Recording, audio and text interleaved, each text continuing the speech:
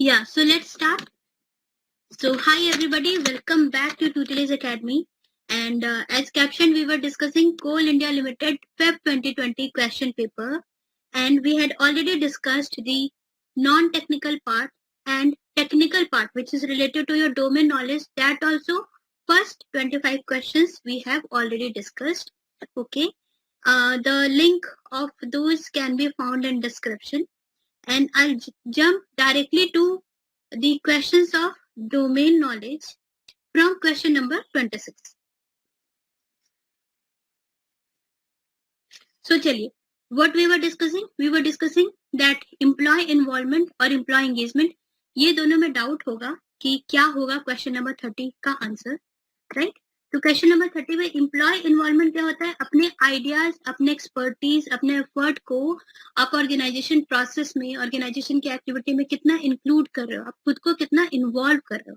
लेकिन employ engagement क्या होता है कि आपको जॉब को लेकर के कितना एंथुसियाज्म है, कितना डेडिकेशन है, कितना अटैच्ड आप फील करते हो अपने जॉब को लेकर के, ठीक है?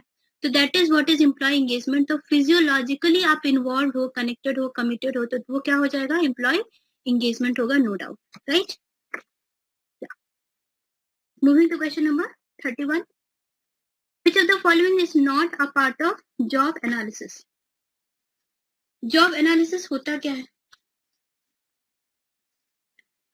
Job analysis सबसे पहले देखिए एक systematic study होती है. आप हमेशा याद रखिए, this is related to a systematic study, जिसमें कि आप information find out करते हो किसी जॉब को लेकर के, है ना? कि कौन एक किसी जॉब में कौन कौन सा टास्क होता है, कौन कौन सा जॉब और स्किल और नॉलेज, क्या क्या एबिलिटीज रिक्वायर्ड होती हैं, वर्कर्स की क्या क्या रिस्पॉन्सिबिलिटीज होती हैं. ऑब्जर्व करते हैं हम जॉब को और सारा का सारा जॉब से रिलेटेड एक इन्फॉर्मेशन को कलेक्ट करते हैं, right? This is what is job analysis. तो which of the following is not a part? Information processing for job analysis, ये भी पार्ट होगा. Defining uses of job analysis, ठीक है. Information collection for job analysis, ठीक है. Determining relative worth of job, ये बिल्कुल भी नहीं होगा, क्योंकि रिलेटिव वर्थ ऑफ जॉब हम किस में करते हैं? जॉब इवेल्युएशन में करते हैं. Job evaluation is different, job analysis is different. We have already discussed it in our lectures. job evaluation में क्या होता है? जॉब इवेल्युएशन में हम किसी पर्टिकुलर जॉब का एक कितना वर्थ है उसको फिक्स करते हैं, राइट? इसमें हम किसी जॉब को इवेल्युएट करते हैं, उसको रैंक करते हैं, रेट करते हैं हम जॉब को, ठीक है? कि जॉब की रैंकिंग करते हैं, जॉब की ग्रेडिंग करते हैं, रेट करते हैं. पर इसमें हम ये नहीं देखते कि एम्प्लॉय, इंडिविजुअल वर्कर पे ध्यान नहीं देते, हम जॉब पे ध्यान देते हैं और जॉब को रेट करते हैं, ठीक है? कंपेयर करते हैं. Okay, so this is the part of job evaluation, rest is job analysis. Next question number 32. As per industrial dispute act 1947, wages does not include. हाँ, तो देखिए जो भी एक्ट्स आपके सिलेबस में है उसमें जो जो इम्पोर्टेंट डेफिनेशंस होगी, जैसे इसमें ऑब्वियसली इस एक्ट में इम्पोर्टेंट डेफिनेशन है वेजेस, तो वो सारी इम्पोर्टेंट डेफिनेशन आप देख करके जाइएगा, बिल्कुल. तो वेजेस में हमारा यस, ट्रैवलिंग अलाउंसेस इंक्लूडेड है, यू कैन चेक. आप बिल्कुल पढ़िए वेजेस का definition. Such allowances including dearness allowances, ये भी है. Any commission payable on the promotion of the sales, ये भी है, ठीक है? अगर एग्जाम में बस ये पार्ट रहता, हो सकता कंफ्यूजन हो जाता. तो कोई भी कमीशन पेएबल होगा, कोई सेल्स का प्रमोशन आपने किया, उसमें कोई कमीशन आपको मिल रहा है, तो वो भी वेजेस के डेफिनेशन में आएगा. लेकिन बोनस, पीएफ, ग्रेच्युटी, पेंशन, ये चारों चीज वेजेस के डेफिनेशन में नहीं है, ठीक है? प्लीज रिमेम्बर इट, ये चारों चीज वेजेस के डेफिनेशन में नहीं है, बट ये सारी चीजें है, राइट? ठीक है.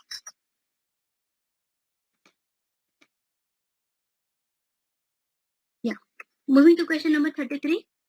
According to Herzberg motivation hygiene theory, which one of the following is a motivation factor? ठीक है, इसमें से कौन सा मोटिवेशन फैक्टर है? तो इसमें क्या करना है? मोटिवेशन फैक्टर से क्या होता है? अगर मोटिवेशन हो तो सेटिस्फैक्शन, नहीं हो तो नो सेटिस्फैक्शन, ठीक है? राइट? इसमें से कौन सा मोटिवेशन फैक्टर है? तो जॉब सिक्योरिटी हमारी हाइजीन फैक्टर है। हाइजीन फैक्टर में क्या होता है? हाइजीन फैक्टर अगर हो तो अगर हाइजीन फैक्टर प्रेजेंट हो तो नो डिससेटिस्फैक्शन, और अगर प्रेजेंट नहीं हो तो डिससेटिस्फैक्शन होगा, राइट? तो जॉब सिक्योरिटी हमारी क्या हो जाएगी? हाइजीन फैक्टर हो जाएगी। नहीं हो अगर जॉब सिक्योरिटी नहीं हो तो डिससेटिस्फैक्शन होगा। कंपनी की पॉलिसी मतलब कंपनी की पॉलिसी हमारी फेयर होनी चाहिए, क्लियर होनी चाहिए, working hour, dress code, break, vacation, ये सारी चीजें होना जरूरी है। हाइजीन फैक्टर नहीं होगी तो डिससेटिस्फैक्शन होगा। इंटरपर्सनल रिलेशन, इसमें क्या आ जाता है कि आपका पीयर, सबऑर्डिनेट, सबके साथ एक एप्रोप्रिएट, एक्सेप्टेबल रिलेशन होना चाहिए, कॉन्फ्लिक्ट नहीं होना चाहिए, ह्यूमिलेशन नहीं होना चाहिए। ये भी हमारा हाइजीन फैक्टर हो जाएगा, क्योंकि ये नहीं रहेगा तो डिससेटिस्फैक्शन होगा। लेकिन वर्क इटसेल्फ, ठीक है, आपका काम कितना मीनिंगफुल है, कितना इंटरेस्टिंग है, कितना चैलेंजिंग है, कितना आपको मोटिवेट कर रहा है, तो ये वाला जो है work itself, this is motivation. नहीं हो तो कोई सेटिस्फैक्शन नहीं। अगर होगा आपका काम को लेकर के मोटिवेशन होगा, आपको काम इंटरेस्टिंग और चैलेंजिंग लगेगा, तो there will be satisfaction. So point number B will be our answer. Question number 34. With which of the factors is carrot and stick approach of motivation associated? Carrot and stick approach में क्या होता है कि आप अच्छा काम करोगे तो good behavior you are given carrot, for bad behavior you are given stick, है ना? तो ये रिवॉर्ड और पनिशमेंट की थ्योरी होती है। ओके, मोटिवेशन जब हम स्टार्ट करते हैं तो सबसे पहला चीज हम कैरेट एंड स्टिक थ्योरी पढ़ते हैं। Question number 35. Which one of the following principles is related to the purpose of directing? है ना? तो थोड़ा सा ट्रिकी क्वेश्चन है, कुछ क्वेश्चन होते हैं जो कि ट्रिकी आ जाते हैं, तो आपको लगेगा कि इसमें तो सारा ही है ना, ये सारा ही आपको लगेगा, बट इसका जो correct answer is point number A, maximum individual contribution. कैसे? पर्पस ऑफ डायरेक्टिंग का पर्पस क्या है? कोई भी पर्सन अगर डायरेक्ट कर रहा है, आप किसी कंपनी के सीईओ हो, आप डायरेक्ट कर रहे हो, तो आपका पर्पस क्या होता है? आपका पर्पस होता है कि हम हर किसी को ऐसा डायरेक्ट करें कि हर कोई मैक्सिमम इंडिविजुअल कंट्रीब्यूशन दे। और ये जो तीनों है प्रोसेस ऑफ डायरेक्टिंग। कि डायरेक्टिंग के प्रोसेस में क्या क्या चीजें होनी चाहिए? तो डायरेक्टिंग के प्रोसेस में आपका मैनेजरियल कम्युनिकेशन अच्छा होना चाहिए। डायरेक्टिंग के प्रोसेस में यूनिटी ऑफ कमांड होना चाहिए कि हर पर्सन का एक बॉस होना चाहिए, एक ही बॉस होना चाहिए। डायरेक्टिंग के प्रोसेस में आपको लीडरशिप प्रॉपर्ली शो करना है। लेकिन पर्पस क्या है? पर्पस यही है, अल्टीमेटली ऑब्जेक्टिव यही है कि इंडिविजुअल का कॉन्ट्रीब्यूशन हमें मैक्सिमाइज करना है। इसीलिए पॉइंट नंबर ए हो जाएगा हमारा answer. This is wrong. Question number 36. On which type of leadership has the recent emphasis put on? तो रिसेंट एम्फेसिस हमारा हर ऑर्गेनाइजेशन स्ट्रक्चर में किसमें है? ट्रांसफॉर्मेशनल लीडरशिप, है ना? इनफॉर्मल, ऑटोक्रेटिक, ट्रांजैक्शनल, ये सब पुरानी लीडरशिप थ्योरी है, क्लासिकल लीडरशिप थ्योरी है। लेकिन अभी जो नया है वो है ट्रांसफॉर्मेशनल, कि आपका लीडरशिप ऐसा होना चाहिए कि आपके जो सबऑर्डिनेट्स हैं, जो आपको फॉलो कर रहे हैं, वो लोग का आइडियाज ट्रांसफॉर्म हो, वो लोगों की थिंकिंग ट्रांसफॉर्म हो, और उनके बिलीव्स, उनके वैल्यूज भी साथ ही साथ अपग्रेड हो काम के साथ साथ, और उनके पर्सनालिटी में भी ट्रांसफॉर्मेशन है, राइट? तो transformational leadership, Mahatma Gandhi was और transformational leader, right? Next question number 37. In which form of organisation structure strategic business units are created? देखिए, स्ट्रेटेजिक बिजनेस यूनिट जिसको हम SBU भी कहते हैं, वो क्या होता है? What is SBU? देखिए, तो SBU क्या होता है कि किसी कंपनी के अंदर, this is a company, suppose HUL, किसी कंपनी के अंदर एक सेपरेट बिजनेस यूनिट हो जाता है, अलग से बिजनेस यूनिट हो जाता है, जिसका कि सेपरेट मिशन, जिसका अलग मिशन हो जाता है, जिसका अलग ऑब्जेक्टिव हो जाता है ना? और इसका जो प्लानिंग होती है, इसकी जो प्लानिंग होगी, वो प्लानिंग भी सेपरेटली होती है, इंडिपेंडेंटली फ्रॉम कंपनी बिजनेस, है ना? मतलब कंपनी का पार्ट ही है, कंपनी का कोई डिवीजन ही है, लेकिन उसका मिशन अलग है, ऑब्जेक्टिव अलग है, उसकी प्लानिंग अलग है। जैसे कि HUL का आयुष आया था, आयुष ब्रांड आया था, ठीक है? तो आयुष ब्रांड की पोजिशनिंग, इसकी मार्केटिंग, इसका सेल का जो डिपार्टमेंट था, सब अलग था, राइट? इसका मिशन, ऑब्जेक्टिव, सब कुछ अलग था HUL का। तो बिजनेस के अंदर ही एक अलग यूनिट जो कि सेपरेटली ऑपरेट करे, कोई डिवीजन हो गया या कोई प्रोडक्ट लाइन हो गया अलग से, that is what strategic business unit. ये वो कहाँ क्रिएट होगा? स्मॉल ऑर्गेनाइजेशन में क्रिएट होगा? नहीं। ऑर्गेनाइजेशन विथ मेनी प्रोजेक्ट नहीं, लार्ज ऑर्गेनाइजेशन नहीं, हाईली डाइवर्सिफाइड, जिसमें कि जो जिस भी ऑर्गेनाइजेशन के बहुत सारे उसके प्रोडक्ट लाइन हो, वहां पे किसी एक को स्ट्रेटेजिक बिजनेस यूनिट बनाया जा सकता है, जिसका अलग मिशन, अलग ऑब्जेक्टिव, अलग प्लानिंग होगी। जैसे कि HUL था, HUL का इतना सारा प्रोडक्ट लाइन है, food, this shampoo, soap, it food and other many things are there. तो उस तो वहां पे SBUs बिल्कुल वर्क करेंगी, जैसा कि आयुष का मैंने एग्जांपल दिया, right. Next question number 38, according to the two factor theory proposed by Herzberg, which factor is not a motivation factor? कौन सा मोटिवेशन फैक्टर नहीं है? ठीक है, तो मोटिवेशन फैक्टर हमारा अचीवमेंट मोटिवेशन फैक्टर है, बिल्कुल है, ठीक। ग्रोथ मोटिवेशन फैक्टर है।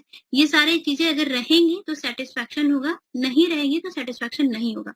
लेकिन रिलेशनशिप की जो बात आती है, ये हमारा हाइजीन फैक्टर है। रिलेशनशिप अगर नहीं होगा आपका अगर पीयर, सुपीरियर और सबऑर्डिनेट्स के साथ आपका एक अप्रोप्रिएट और एक्सेप्टेबल रिलेशनशिप नहीं होगा, कॉन्फ्लिक्ट होगा, ह्यूमिलेशन होगा, तो आपको डिससेटिस्फैक्शन हो जाएगा। That is why this is a hygiene factor. Okay, right? Next, question number 39.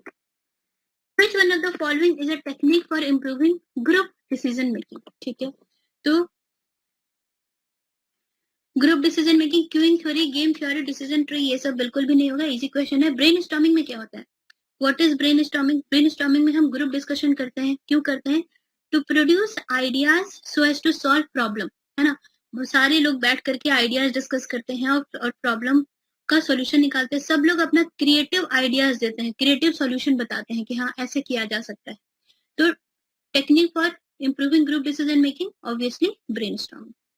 Next, question number 40, in a change program, जो भी चेंज प्रोग्राम होता है, change action covers all except one of the following. ये जो question है किससे है? Kurt Lewin model से, Kurt Lewin's change model, right. जिसे हम क्या कहते हैं? जिसे हम एक और नाम से जानते हैं, जिसे कहते हैं हम force field analysis, force field analysis. और हमारे कर्ट लेविन जी क्या कहते हैं कि ऑर्गेनाइजेशन में चेंज लाना हो तो 3 स्टेज है, कौन कौन सा? First is unfreezing, second is what? Changing. पहले अनफ्रीज करो, जो चीज फ्रीज है ऑलरेडी, जैसा चला आ रहा है उसको अनफ्रीज करो, हटाओ। उसके बाद फिर चेंज लाओ, चेंज इंट्रोड्यूस करो, and then again you refreeze it. So this is the 3 stage of a change program, and obviously our answer will be point number C. Question number 41. One second, I'll check the internet. Yeah. Question number 41. To which category does a virtual organization belong? ठीक है, virtual organisation की बात हो रही है। Virtual organisation क्या होता है? वर्चुअल ऑर्गेनाइजेशन में ऐसा नहीं है कि एक लोकेशन है, उसमें एक कंपनी का बड़ा सा हेडक्वार्टर है, सब लोग वहां जा रहे हैं, जॉब कर रहे हैं, ऐसा नहीं होता। वर्चुअल ऑर्गेनाइजेशन या तो टेम्पररी हो सकती है या तो परमानेंट हो सकती है, दोनों हो सकती है। और इसमें क्या होता है? जियोग्राफिकली डिस्पर्स्ड लोकेशन होते हैं, अलग अलग जगह पे लोग हो सकते हैं, ठीक है। जियोग्राफिकली डिस्पर्स्ड, या तो पीपल होंगे या तो ऑर्गेनाइजेशनल यूनिट होगी, है ना। अलग अलग जगह पे, पूरे अलग अलग जगह पे लोग जो है वो रहते हैं। और इनका लिंकिंग कैसे होता है? साथ में मिलकर के काम कैसे करते हैं? इलेक्ट्रॉनिकली लिंकिंग रहता है, इलेक्ट्रॉनिकली दे आर लिंक्ड, ठीक है। इंटरनेट हो गया, इलेक्ट्रिसिटी हो गया, ठीक है। इलेक्ट्रॉनिकली वो लोग डिवाइसेस से लिंक होते हैं, अलग अलग जगह पे यूनिट होती है, अलग अलग जगह पे लोग प्लेस्ड होते हैं, और उसी तरीके से अपना बिजनेस रन करते हैं, अपना प्रोडक्शन प्रोसेस चलाते हैं। तो this is what is virtual organization. ये कहाँ होगा? ये फंक्शनल ऑर्गेनाइजेशन में होगा? बिल्कुल नहीं। डिविजनल बिल्कुल नहीं। प्रोजेक्ट बिल्कुल नहीं। ये तीनों के टर्म इंपॉर्टेंट है, आपको तीनों टर्म का मीनिंग पता होना चाहिए, और ये तीनों टर्म इससे रिलेटेड नहीं है ना। फ्री फॉर्म ऑर्गेनाइजेशन, इस ऑर्गेनाइजेशन का कोई फॉर्म नहीं है ना, कोई फॉर्म है? कोई फॉर्म नहीं है, अलग अलग जगह पे लोग हैं, अलग अलग तरीके से काम हो रहा है, लिंकिंग, ठीक है। तो आंसर हो जाएगा हमारा point number D. Functional organization क्या होता है? फंक्शनल ऑर्गेनाइजेशन वो होता है जहाँ पे ऑर्गेनाइजेशन का डिवीजन होता है बेस्ड ऑन स्किल और डिपार्टमेंट, बेस्ड ऑन स्किल और डिपार्टमेंट। जैसे कि हमारा मार्केटिंग डिपार्टमेंट अलग है, अकाउंटिंग डिपार्टमेंट अलग है, फाइनेंस डिपार्टमेंट अलग है, ये हो जाएगा फंक्शनल। डिविजनल में क्या होता है? डिविजनल में जो ऑर्गेनाइजेशन जो है वो अलग अलग होते हैं based on any product line, product division. जैसे कि HUL का हो गया कि शैम्पू का डिपार्टमेंट अलग हो गया, सोप का डिपार्टमेंट अलग हो गया, टेलकम पाउडर का डिपार्टमेंट अलग हो गया, आयुष का डिपार्टमेंट अलग हो गया। तो बेस्ड ऑन प्रोडक्ट लाइन, तो ये हो जाएगा डिविजनल ऑर्गेनाइजेशन स्ट्रक्चर, राइट। चलिए 42। Under this type of strike, labor stop their work to enforce their economic demand. Economic demand की बात की गई है तो इकोनॉमिक स्ट्राइक हो जाएगा, ठीक है। लेकिन ये बहुत सिंपल सा है।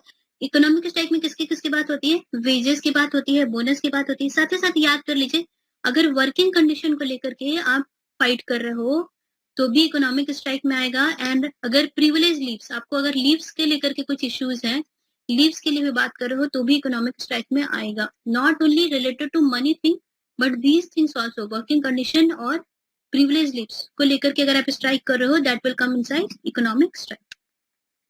Okay, next question number 43, prohibition of unfair labour practices.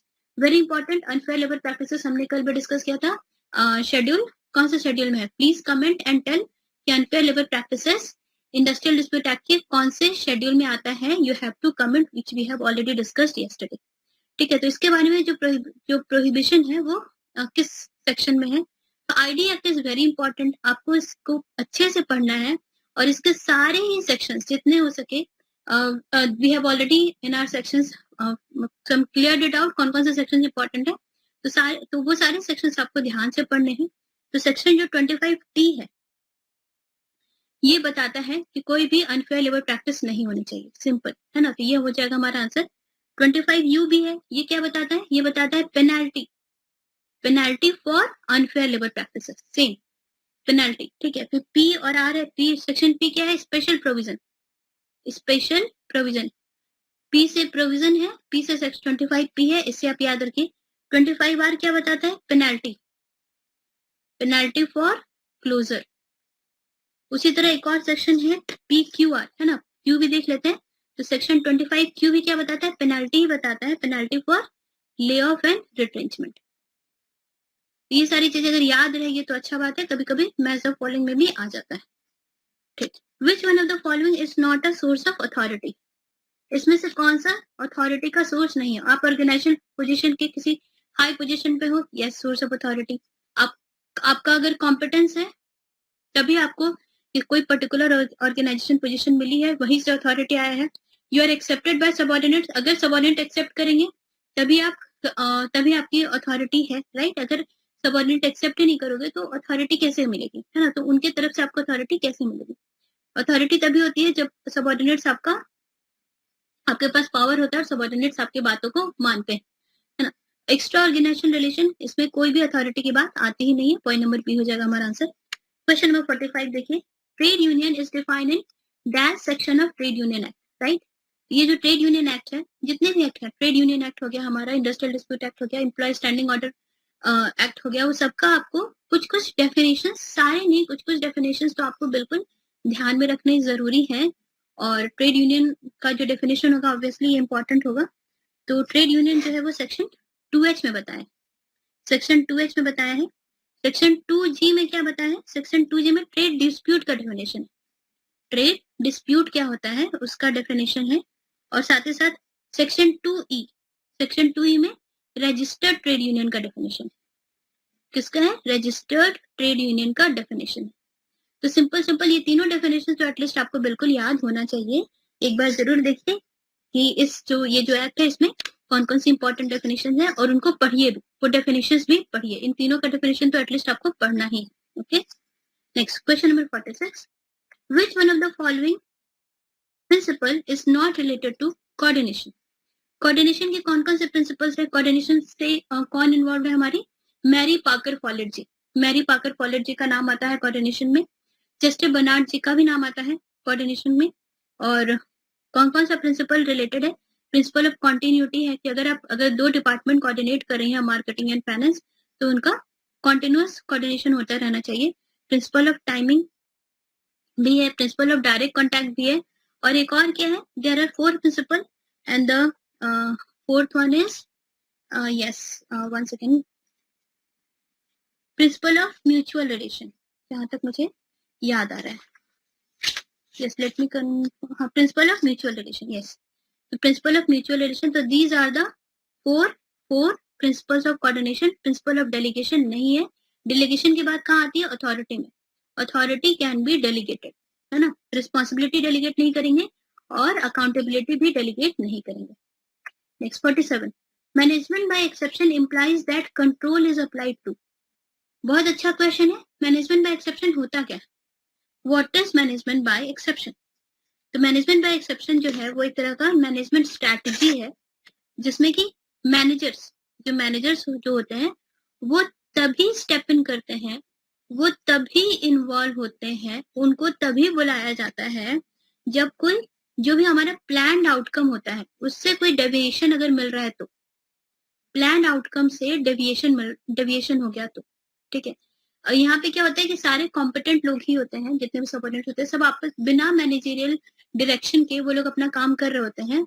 लेकिन अगर जो भी प्लान आउटकम होता है उससे कुछ चीजें डेविएट हो जाती है, उसके हिसाब से नहीं चल रही होती है, तो मैनेजर आता है, स्टेप इन करता है, तब जाके मैनेजर इन्वॉल्व होता है. तो this is what is management by exception, है ना. तो कंट्रोल कहाँ पे अप्लाई हो रहा है? बस क्रिटिकल पॉइंट पे, मार्जिनल पॉइंट नहीं, ऑल पॉइंट नहीं, मिडिल पॉइंट नहीं, क्रिटिकल पॉइंट मतलब जहां पे भी हमें हमारा प्लान आउटकम से डेविएशन है या फिर कुछ ऐसी इंपॉर्टेंट आउटकम हमें चाहिए जिसमें कि मैनेजमेंट का हमें हेल्प चाहिए, लेकिन नॉट ऑलवेज, नॉट डेली. या तो पॉइंट नंबर सी हो जाएगा हमारा answer. 48. Which of the following is not a method of job evaluation? Yes. Job evaluation के 4 मेथड है, क्वांटिटेटिव और क्वालिटेटिव, राइट. हमने पढ़ा है ये. क्वालिटेटिव में क्या आता है? क्वालिटेटिव में आता है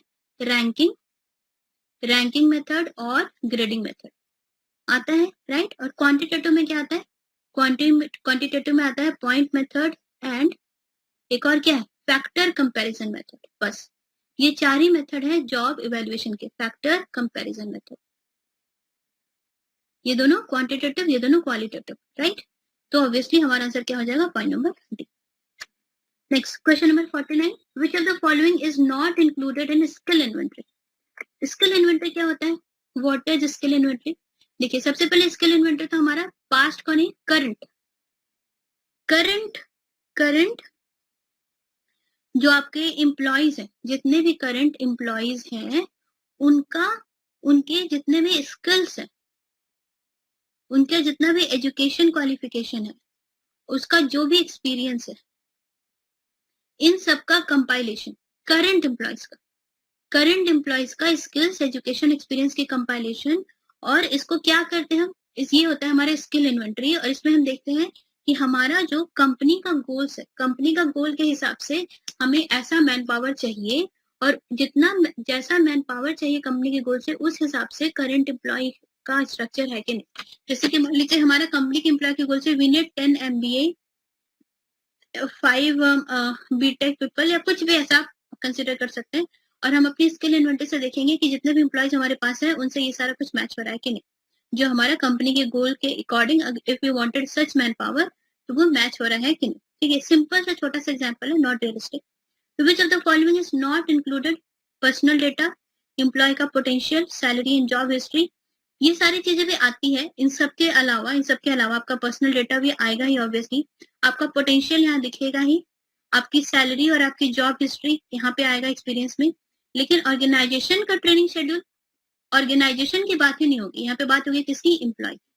तो हमारा आंसर ये हो जाएगा 50. Which one of the following factor is not associated with intergroup conflict? Intergroup conflict मतलब ये सब अलग अलग ग्रुप है, ये marketing department, finance department, accounting department, sales department, अलग अलग ग्रुप है, बहुत सारे लोग हैं इसमें. अब क्या हो रहा है? इन ग्रुप के बीच में कॉन्फ्लिक्ट हो रहा है, इंटरग्रुप कॉन्फ्लिक्ट. तो resource sharing, yes, resource sharing के कारण हो सकता है कि मार्केटिंग को कुछ फाइनेंस का डेटा चाहिए, दे आर नॉट गिविंग, या कुछ भी रिसोर्स शेयरिंग. फिर incompatible goals, in marketing department का गोल अलग हो सकता है, फाइनेंस डिपार्टमेंट का गोल उससे मैच नहीं कर रहा है, या कुछ जो गोल्स है वो कंपैटिबल नहीं है आपस में, तो इंटरग्रुप कॉन्फ्लिक्ट होगा, बिल्कुल होगा. एब्जॉर्प्शन ऑफ अनसर्टेनिटी मतलब क्या होता है कि मान लीजिए कि जो भी अनसर्टेनिटी थी, मतलब दोनों ने मिल करके कुछ डिसीजन लिया होगा, तो कुछ भी डिसीजन में अनसर्टेनिटी अगर होगी तो वो अनसर्टेनिटी कम हो रही है कि नहीं, है ना. कि दोनों ने डिसीजन लिया होगा कि चलो for 10% growth we will do such and such marketing activities and we will, और इस तरह से कुछ फाइनेंशियल प्लानिंग की होगी, कुछ तो अनसर्टेनिटी होगा. तो वो 10% ग्रोथ अचीव हो रहा है कि नहीं, वो जो अनसर्टेनिटी थी वो कम हो रही है कि नहीं। तो अगर नहीं कम हो रही होगी तो एक दूसरे पे वो लोग ब्लेम कर सकते हैं। तो yes, this is also intergroup conflict. लेकिन वर्टिकल रिलेशनशिप की बात हमें यहाँ पे दिख रही है क्या, कुछ भी ऐसा नहीं होता। ये this is not directly associated with intergroup conflict. तो ये भी हमारा आंसर क्या हो जाएगा, point number A, right. Next question number 51, which of the following is a feature of good plan. अच्छा प्लान का फीचर क्या होता है, रिजिड टारगेट, नो बिल्कुल भी नहीं। टारगेट हमारे फ्लेक्सिबल होने चाहिए, flexible is the word for good plan. Highly ambitious target, नहीं, हाईली एम्बिशियस टारगेट भी प्लान को थोड़ा बिगाड़ देते हैं। हमारे टारगेट रियलिस्टिक होने चाहिए। Smart goals formulated bye all persons, okay.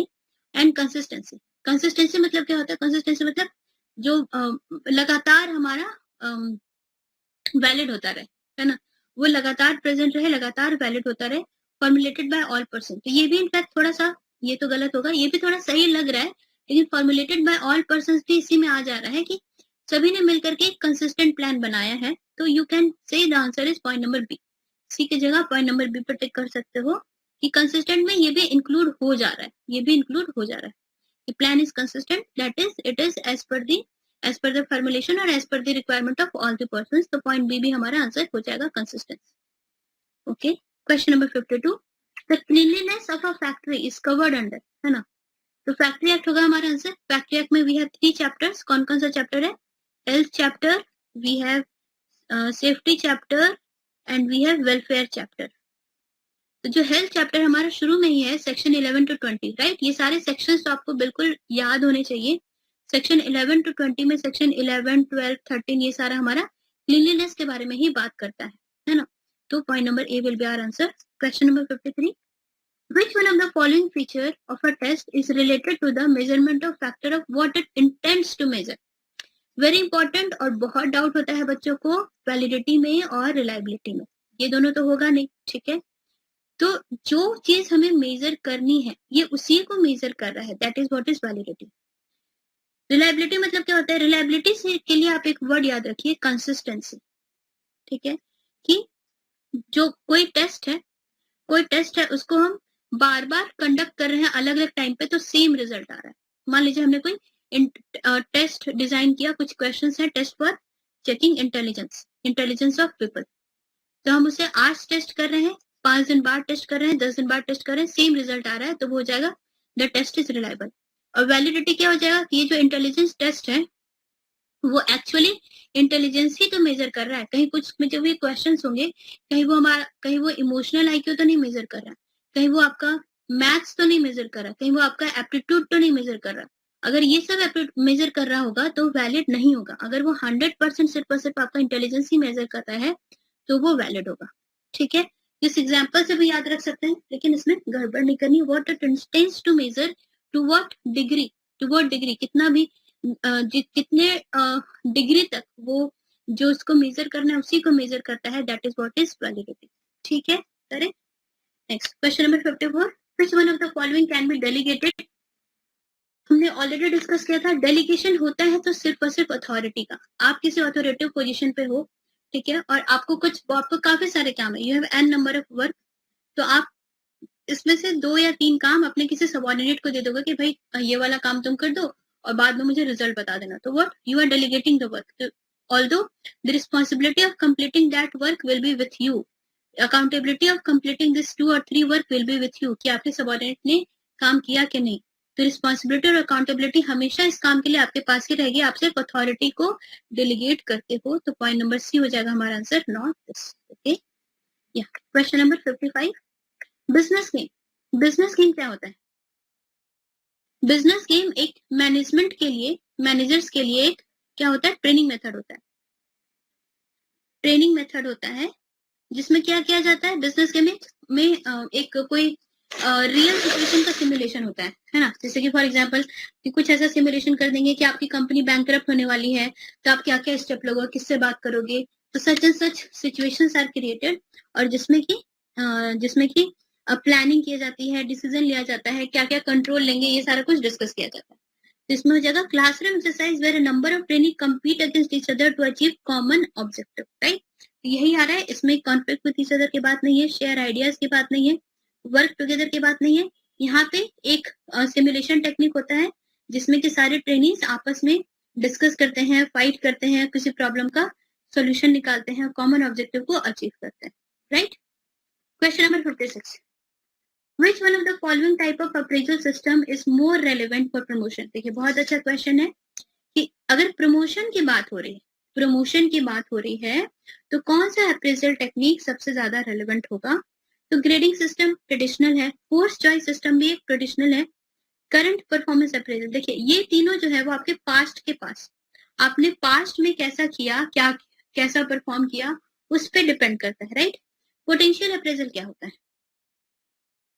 Potential appraisal भी एक तरह का परफॉर्मेंस अप्रेजल ही होता है, जिसमें क्या होता है, जिसमें आपका हिडन टैलेंट प्लस आपका क्या पोटेंशियल है, ये सारा कुछ आइडेंटिफाई किया जाता है और इसके थ्रू आपको प्रिपेयर किया जाता है for higher responsibilities in future, है ना, कि आपका हिडन टैलेंट के हिसाब से आपके क्या क्या पोटेंशियल है, ये सब आपका थोड़ा सर्च किया जाता है और उसके हिसाब से आपको प्रिपेयर किया जाता है, या फिर आपको इस तरह से व्यू किया जाता है कि आप फ्यूचर में हायर रिस्पॉन्सिबिलिटीज ले सकते हैं, ठीक है। तो ये प्रमोशन के लिए हम किसे कंसिडर करेंगे? पोटेंशियल अप्रेजल को, कि आपके पास क्या क्या पोटेंशियल है, आप हायर पोजीशन संभालने के लिए आपके पास ये सारे हिडन टैलेंट्स या फिर ये सारा कुछ पोटेंशियल है कि नहीं, ना।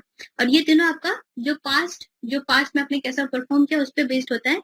ये प्रमोशन में उतना हेल्प नहीं करेगा जितना पोटेंशियल अप्रेजल करेगा। तो हमारा आंसर क्या हो जाएगा? Point number C. 57, the concept of management was introduced by, ठीक है, यहाँ पे हमने एक्चुअली बहुत पढ़ा है पीटर डकर जी के बारे में, है ना, यही है फादर ऑफ मैनेजमेंट थिंकिंग, इनको यही फादर ऑफ मैनेजमेंट थिंकिंग हमारे पीटर डकर जी ही है। और पीटर डकर जी का एक फेमस स्टेटमेंट है, चलिए वो भी मैं यहाँ पे मेंशन कर देती हूँ। इन्होंने क्या बोला था? Management is doing things right, doing things right, क्या पता एग्जाम में आ जाए, लेकिन leadership is doing the right thing, देखिए सिर्फ वर्ड्स की हेराफेरी है और मीनिंग कितना अच्छा निकल रहा है। Management is doing thing right and leadership is doing right thing, ठीक है। तो ये जो मैनेजमेंट और लीडरशिप का ये बहुत ही वंडरफुल डेफिनेशन है, किसने दिया था? पीटर डकर जी ने दिया, ठीक है। Question number 58, grape wine is a type of informal communication, बहुत ही रिपीटेड क्वेश्चन है और बहुत ही इजी क्वेश्चन है। Next 59, in which type of organizational structure is line and staff authority relationship prevalent, है ना। तो फंक्शनल ऑर्गेनाइजेशन होगा, हमने इसके बारे में डिस्कस किया था। फंक्शनल ऑर्गेनाइजेशन क्या होता है? जिसमें कि ऑर्गेनाइजेशन का डिवीजन होता है based on skills, based on departments, based on what different functions they do, अलग अलग क्या काम करते हैं। जैसे कि कोई अगर ऑर्गेनाइजेशन है, उसका बेस्ड ऑन स्किल डिपार्टमेंट, उसका डिवीजन हम करेंगे marketing department, finance department, accounting department, sales department, ये हो जाएगा हमारा functional organization, functional organization structure. और मार्केटिंग डिपार्टमेंट में फर्दर डिवीजन फर्दर हो सकता है कि मार्केटिंग डिपार्टमेंट में फिर हमारा ऑर्गेनाइजेशन स्ट्रक्चर हो सकता है जनरल मैनेजर, सीनियर मैनेजर, फिर एग्जीक्यूटिव, फिर सेल्स पर्सन, इस तरीके से वो हायरार्की नीचे जा सकती है। तो line and staff authority relation कहाँ पे दिख रहा है हमें? क्लियरली फंक्शनल ऑर्गेनाइजेशन स्ट्रक्चर में। यहाँ पे लाइन मैनेजर्स हैं जो कि डिसीजन लेते हैं और स्टाफ अथॉरिटी एडवाइस करती है लाइन मैनेजर्स को। वर्चुअल ऑर्गेनाइजेशन में तो बिल्कुल भी नहीं होगा, कमिटी और टास्क फोर्स में भी बिल्कुल भी नहीं होगा। ओके, नेक्स्ट क्वेश्चन नंबर 60 देखिए, job description provides information about, job description JD, job description के बारे में हम सभी को ऑलमोस्ट पता ही होगा। Job description, when we apply for job we read job description. तो जॉब डिस्क्रिप्शन में क्या क्या चीजें होती है? Nature and characteristics of job होती है, बिल्कुल, है ना, कि आपको किसको रिपोर्ट करना है, क्या क्या काम करना है, जॉब की वर्किंग कंडीशन क्या होगी, वो सारा कुछ इसमें दिया हुआ रहता है जॉब डिस्क्रिप्शन में। कैरेक्टरिस्टिक्स ऑफ मैनेजमेंट नहीं, ऑर्गेनाइजेशन की कोई बात नहीं आती। Characteristics of person performing the job, ये भी नहीं होगा, पर्सन की बात नहीं आती। Job description revolves about around job, ठीक है। ये नेचर और कैरेक्टरिस्टिक्स ऑफ जॉब के बारे में ही बताता है, जॉब स्पेसिफिकेशन में हम इसके बारे में बात कर सकते हैं. Job description just revolve around the job. Okay, next question number 61. Dash days of notice has to be given by occupier to close down a factory. Factory को क्लोज करने के लिए कितने दिनों का नोटिस देना पड़ता है? तो ये तो आपको पता है 60 डेज. क्लोजर के लिए हमें 60 डेज का नोटिस देना पड़ता है. ठीक. फिर job grading method is also known as job grading method, जिसको हम यूज करते हैं कहाँ पे? जॉब इवेल्युएशन में. जॉब इवेल्युएशन में हम जॉब को रैंक करते हैं. ये एक तरह का क्वालिटेटिव मेथड है. और जॉब ग्रेडिंग मेथड को हम फैक्टर कंपैरिजन मेथड बोलेंगे? नहीं. रैंकिंग मेथड ये डिफरेंट मेथड होता है. ये दोनों तो खैर होगा ही नहीं क्योंकि ये क्वांटिटेटिव है, ये क्वालिटेटिव है. Ranking method and job grading method both are different. इसमें क्या करते हैं? जॉब को रैंक करते हैं. इसमें जॉब को हम ग्रेड करते हैं A, B, C, D, E और टाइप्स और as per salary and as per the responsibilities. इसको हम जॉब क्लासिफिकेशन मेथड बोलेंगे. Right. Next question number 63. From which combination is matrix structure created? जो हमारा मैट्रिक्स स्ट्रक्चर होता है ऑर्गेनाइजेशन का, वेरी इंपॉर्टेंट. ये कैसे क्रिएट होता है? देखिए, मैट्रिक्स ऑर्गेनाइजेशन स्ट्रक्चर में क्या होता है? ये हमारी अथॉरिटी है. सपोज ये marketing department, finance department, accounting department, sales department. तो यहाँ पे हमारा सीईओ है, यहाँ पे जनरल मैनेजर है, यहाँ पे सीनियर मैनेजर है, यहाँ पे मैनेजर है. इस तरह से अथॉरिटी जा रही है. ठीक है. इस तरह से अथॉरिटी है. साथ ही साथ क्या हो जा रहा है कि यहाँ पे कोई तो ये फंक्शनल तो होगा ही क्योंकि functional as per the function से डिवाइडेड होता है. और साथ ही साथ मान लीजिए कि आप मार्केटिंग डिपार्टमेंट में हो और and you are working on, you are given some project for short time. किसी भी काम के लिए आपको कुछ प्रोजेक्ट दिया हुआ है कि स्टडी करो कि लोगों में जो भी परचेजिंग पावर है वो हमारे प्रोडक्ट के लिए कितना बढ़ा है. कुछ ऐसा प्रोजेक्ट है. वो जो प्रोजेक्ट होगा वो प्रोजेक्ट भी हमारी कंपनी हैंडल कर रही है. और वो प्रोजेक्ट के लिए जो हमारी हिरार्की है वो इस तरीके से जाएगी. ठीक है. तो आप यहाँ पे ये प्रोजेक्ट के लिए जो लोग हैं वो यहाँ पे इस लाइन पे आ जाएंगे. करेक्ट. क्योंकि आप सीनियर मैनेजर हो, आप इसे भी रिपोर्ट कर रहे हो. और ये जो प्रोजेक्ट का सीईओ है, आप इसे भी रिपोर्ट कर रहे हो. At this position, you are reporting this person also, and you are reporting this person also. क्योंकि आप जनरली इसे तो रिपोर्ट कर ही रहे थे, है ना? सीईओ को या जनरल मैनेजर को तो आप रिपोर्ट कर ही रहे थे. But at the same time, you have taken this project, and for the completion of that project may be for 3 months or 6 months. For completion of that project, you are reporting to this CEO as well, है ना? Finance department का भी ये जो person है वो इस project के सीईओ को भी रिपोर्ट कर रहा है. तो एक तरह से ये हो जाता है हमारा मैट्रिक्स स्ट्रक्चर. और ये फंक्शनल एंड प्रोजेक्ट के कॉम्बिनेशन पे बनता है. फंक्शनल और प्रोजेक्ट के कंपैरिजन पे बनता है. और इनफैक्ट देखिए, इसमें 3 तरह की चीजें होती है. एक होता है स्ट्रॉन्ग मैट्रिक्स, एक होता है बैलेंस्ड मैट्रिक्स और एक होता है वीक मैट्रिक्स. ठीक है. स्ट्रॉन्ग मैट्रिक्स में क्या होता है? स्ट्रॉन्ग मैट्रिक्स में जो अथॉरिटी है, मेनली अथॉरिटी हमारी प्रोजेक्ट मैनेजर के पास होती है. ये जो प्रोजेक्ट मैनेजर है इसके पास ज्यादा अथॉरिटी होती है. बैलेंस में हमारा प्रोजेक्ट और फंक्शनल दोनों के पास बराबर अथॉरिटी होती है.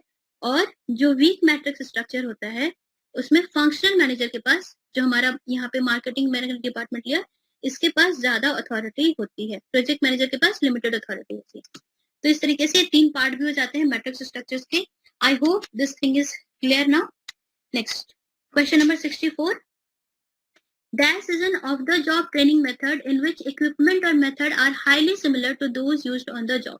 Vestibule training. For example, आपको कोई एग्जाम देना है. Suppose you have to appear in CIL or you are appearing in UGC NET.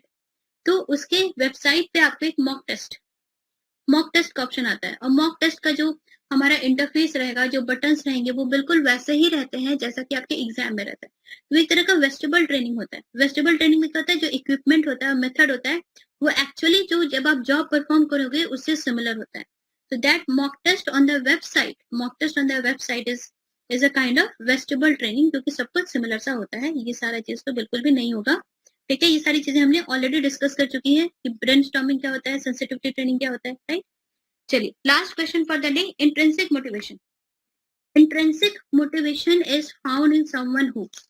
Intrinsic motivation और extrinsic motivation में difference क्या होता है? What is the difference? देखिए, intrinsic motivation में क्या होता है कि you are doing something without any external reward. No external reward. For example आपको गिटार बजाना पसंद, ठीक है, you are learning guitar on your self, आप यूट्यूब के सेशन से सीख रहे हो, किसी मेंटर से सीख रहे हो, खुद से ही, and you are playing a very good guitar because आपको वहां से आपको इंटरेस्ट है ना, आपको इंटरेस्ट है, यू आर एंजॉयिंग इट, कोई इसमें एक्सटर्नल रिवॉर्ड नहीं होता। इंट्रिंसिक मोटिवेशन में आपका खुद का इंटरेस्ट होता है and you enjoy doing that activity,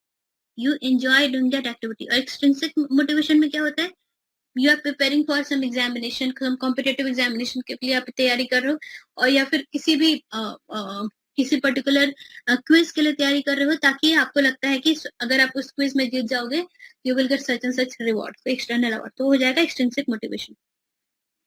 तो intrinsic motivation is found in someone who is motivated by enjoyment of performing a task, जैसे कि मैंने गिटार का एग्जांपल लिया था, नॉट रिवॉर्ड एंड रिकॉग्निशन, ये हो जाएगा हमारा एक्सट्रिंसिक, राइट, और ये दोनों भी बिल्कुल भी नहीं होगा।